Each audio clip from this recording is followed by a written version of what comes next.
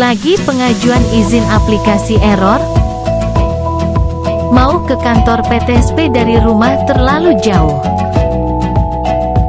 Jangan bingung, ini solusinya.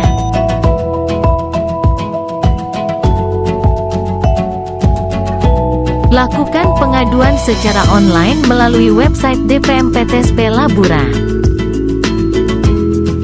Buka Gauge, Anda masuk ke halaman website dengan alamat www.dpmptsp.labura.go.id.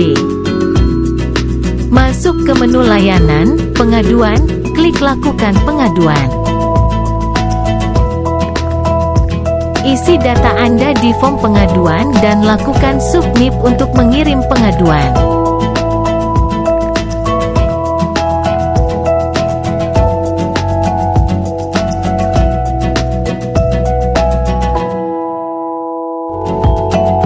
Balasan pengaduan akan disampaikan melalui email.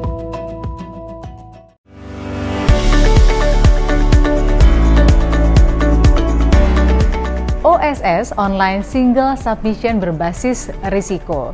OSS memang sudah ada sebelumnya sejak tahun 2018, tetapi OSS berbasis risiko adalah hal yang berbeda. Ini merupakan pelaksanaan dari Undang-Undang Nomor 11 Tahun 2020 atau yang biasa kita kenal dengan Undang-Undang Cipta Kerja. OSS berbasis risiko wajib digunakan oleh pelaku usaha, kementerian lembaga, pemerintah daerah, administrator KEK Kawasan Ekonomi Khusus, dan Badan Pengusahaan KPBPB Kawasan Perdagangan Bebas Pelabuhan Bebas atau Free Trade Zone. OSS berbasis risiko memberikan layanan bagi pelaku usaha yang terbagi dalam dua kelompok besar, yaitu usaha mikro kecil atau UMK dan non-usaha mikro kecil atau non-UMK. UMK dapat berbentuk orang perseorangan dan badan usaha. Sementara itu, non-UMK atau non-usaha mikro kecil dapat berbentuk orang perseorangan, badan usaha, kantor perwakilan, dan badan usaha luar negeri. Usaha mikro kecil adalah usaha milik warga negara Indonesia, baik orang perseorangan maupun badan usaha, dengan modal usaha paling banyak 5 miliar rupiah, tidak termasuk tanah dan tempat bangunan usaha. Kalau kita bagi lagi ke dalam usaha mikro dan kecil, maka usaha mikro adalah yang modal usahanya paling banyak 1 miliar rupiah. Ini berbeda dengan aturan sebelum Undang-Undang Cipta Kerja yang menyebutkan bahwa usaha mikro adalah usaha dengan modal paling banyak 50 juta rupiah. Usaha kecil adalah usaha dengan modal lebih dari 1 miliar rupiah sampai paling banyak 5 miliar rupiah. Berbeda dengan aturan sebelum Undang-Undang Cipta Kerja, di mana sebelumnya usaha kecil adalah usaha dengan modal lebih dari 50 juta rupiah sampai dengan paling banyak 500 juta rupiah. Usaha menengah adalah usaha milik warga negara Indonesia, baik orang perseorangan maupun badan usaha, dengan modal usaha lebih dari 5 miliar rupiah sampai dengan 10 miliar rupiah, tidak termasuk tanah dan tempat bangunan usaha. Usaha besar adalah usaha berbentuk penanaman modal asing atau PMA maupun PMDN dengan modal usaha lebih dari 10 miliar rupiah, tidak termasuk tanah dan tempat bangunan usaha. Kantor perwakilan adalah orang perseorangan warga negara Indonesia atau asing atau badan usaha yang merupakan perwakilan pelaku usaha dari luar negeri dengan persetujuan pendirian kantor di wilayah Indonesia. Badan Usaha Luar Negeri atau BULN adalah badan usaha asing yang didirikan di luar wilayah Indonesia dan melakukan usaha dan atau kegiatan pada bidang tertentu. Sekarang mari kita memahami tentang risiko. Perizinan berusaha berbasis risiko memang mengubah pendekatan sebelumnya yang berbasis izin menjadi berbasis risiko. Artinya, usaha dikelompokkan berdasarkan tingkat risiko, dan tingkat risiko tersebut menentukan jenis perizinan berusaha. Risiko usaha dibagi menjadi 4, yaitu rendah, menengah tinggi, dan tinggi. Pemerintah telah memetakan tingkat risiko sesuai dengan bidang usaha atau KBLI, klasifikasi baku lapangan usaha Indonesia. KBLI yang berlaku saat ini adalah KBLI 2020 dengan 5 digit sebagai kode bidang usaha. Sebagai ringkasan, untuk usaha dengan risiko rendah dan menengah rendah, proses perizinan berusahanya selesai di dalam sistem online single submission atau OSS berbasis risiko tanpa membutuhkan verifikasi atau persetujuan dari kementerian, lembaga, atau pemerintah daerah.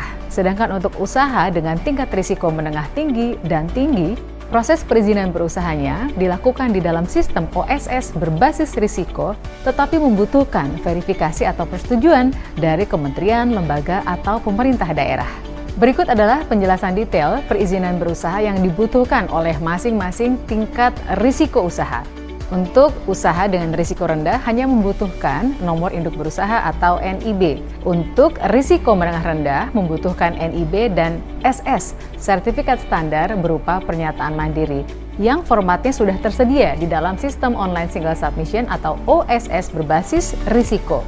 Risiko menengah tinggi membutuhkan NIB dan sertifikat standar atau SS berupa pernyataan mandiri yang harus mendapatkan verifikasi dari kementerian, lembaga, atau pemerintah daerah. Terakhir, untuk risiko tinggi membutuhkan NIB, izin yang harus mendapatkan persetujuan dari kementerian, lembaga, atau pemerintah daerah, dan SS atau sertifikat standar jika dibutuhkan. Untuk memberikan kemudahan berusaha bagi pelaku usaha mikro kecil atau UMK risiko rendah, pemerintah memberikan keistimewaan berupa perizinan tunggal. Maknanya, NIB, nomor induk berusaha, berlaku sebagai legalitas, SNI, Standar Nasional Indonesia, dan SJPH, sertifikasi jaminan produk halal, bagi pelaku usaha yang produk atau jasanya wajib SNI dan wajib halal.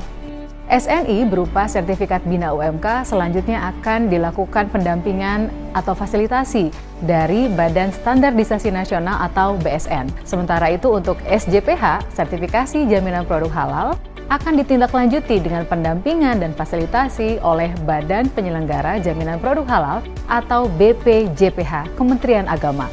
Untuk dapat memanfaatkan sistem OSS (Online Single Submission) berbasis risiko, Anda harus memiliki hak akses. Bagi pelaku usaha orang perseorangan, siapkan NIK, nomor induk kependudukan yang sudah berbentuk KTP elektronik. Kemudian alamat email dan nomor telepon seluler. Data perusahaan terdiri dari nama perusahaan, NPWP perusahaan, nomor SK pengesahan, dan alamat email. Sedangkan data salah satu direksi terdiri dari nomor induk kependudukan yang sudah KTP elektronik, tanggal lahir, jabatan, dan nomor telepon seluler. Bagi Anda yang sudah memiliki hak akses dalam sistem OSS 1.1, Anda perlu melakukan penggantian hak akses. Anda harus mengingat username dan password lama. Apabila pemilik hak akses lama bukan merupakan direksi atau pengurus, siapkan data salah satu direksi atau pengurus.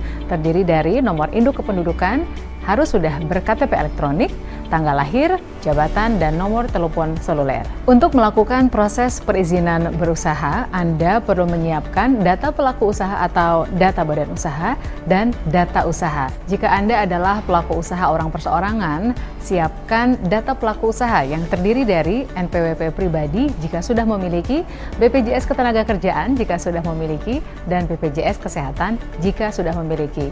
Jika Anda belum memiliki ketiganya, jangan khawatir, karena proses perizinan berusaha tetap dapat dilanjutkan. Jika Anda badan usaha, siapkan data badan usaha yang meliputi masa berakhir legalitas, alamat badan usaha, email, NPWP, nomor telepon badan usaha, dan modal disetor dalam bentuk lain. Untuk data usaha, siapkan bidang usaha, yaitu 5 digit kode KBLI 2020, lokasi usaha meliputi luas lahan dan lokasi, detail usaha yang terdiri dari nama usaha atau kegiatan, modal usaha. Jika Anda memasukkan data ini di dalam sistem OSS, maka sistem akan memberitahu secara otomatis skala usaha dan tingkat risiko usaha Anda. Siapkan juga data jumlah tenaga kerja Indonesia atau TKI dan jenis serta kapasitas produk atau jasa per tahun. Siapkan juga dokumen persetujuan lingkungan untuk KBLI atau bidang usaha tertentu. Juga siapkan aktivitas impor, data pendaftaran BPJS Kesehatan dan BPJS Ketenagakerjaan, data WLKP, wajib lapor ketenagakerjaan di perusahaan. Bagi pelaku usaha yang sudah memiliki NIB, nomor induk berusaha, dan izin efektif dalam sistem OSS 1.1, maka izin Anda tetap berlaku dan tidak perlu melakukan proses permohonan ulang dalam sistem OSS berbasis risiko. Namun Anda dapat melakukan perubahan data badan usaha, perubahan data usaha, penambahan, pengembangan, dan perluasan usaha, juga melakukan permohonan baru. Hal yang penting dipahami oleh semua pelaku usaha adalah bahwa NIB, nomor induk berusaha, berlaku sepanjang pelaku usaha melakukan kegiatan usaha. Artinya, NIB tidak perlu diperpanjang. OSS, satu pintu kemudahan berusaha.